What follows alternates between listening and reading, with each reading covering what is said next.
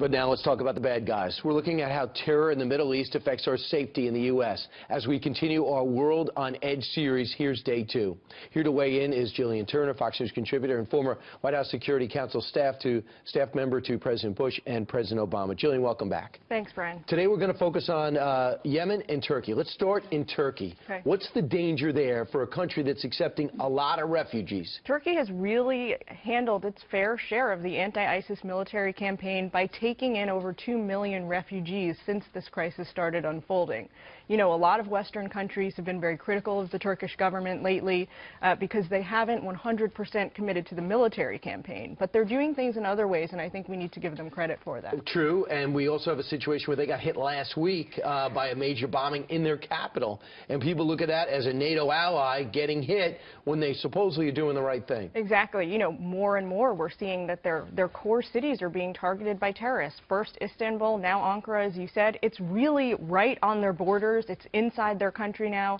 They're going to respond to this in accordance with their own national security imperatives. And you think we have controversy with our refugee issue? Man, they sit these people, they're running for their lives. They're being bombed by Russia. They're being bombed by the Allies. They're being bombed by the Syrian government. And so the Turkish people, let them in. They're starting to let them in their border. But you don't know who you're letting in. You don't know who you're letting in, and nobody's stepping up to offer them any financial assistance from the West. They've completely taken this burden on themselves. And how we view the Kurds differs from how they view the Kurds. That's right. They believe that a subsection of the Kurdish population called the PKK is a terrorist organization, and they treat them as such. For a while, Yemen had a government that we were allied with as we switched to that country. That government's been ousted by the Houthi rebels, who are related and backed by Iran, which ticked off Saudi Arabia, which has a mini terror fight going on the ground. Which is why we now find ourselves this year in a situation where there's really an ongoing proxy war inside Yemen between Iran on the one hand and Saudi Arabia on the other. What happened last year is that the Houthi Shia rebels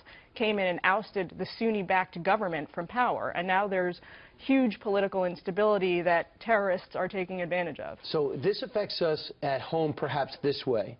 Al-Qaeda, we had to prevent having a foothold in a country, hence we ousted them from Afghanistan. They are slowly taking over Yemen, and they are a Sunni terror group. They are, and Al-Qaeda's branch in Yemen, it's called AQAP, or Al-Qaeda in the Arabian Peninsula, is their most lethal, their most dangerous, and their most well-equipped branch worldwide. Very lethal. They've had a series of high-profile attacks in the past. One of them we've all probably heard of, which was the 2009 underwear bomber who attempted to detonate an explosive device on a Northwest Airlines flight over U.S. soil. It was thwarted, thank God, but the guy managed to get on the plane. And it's just another failed nation. And when there's a failed nation, they become a terror haven where they plot and plan to take out Westerners, and we are the holy grail for them. And it may seem far away, but tomorrow they're coming here. Gillian Turner, tomorrow you're coming back, all right? Because we have to talk more about this. Yeah. Because there's more of the world we have to worry about terrorists coming here and their methods and practices. Yeah. Gillian Turner, thanks so much. Thank you.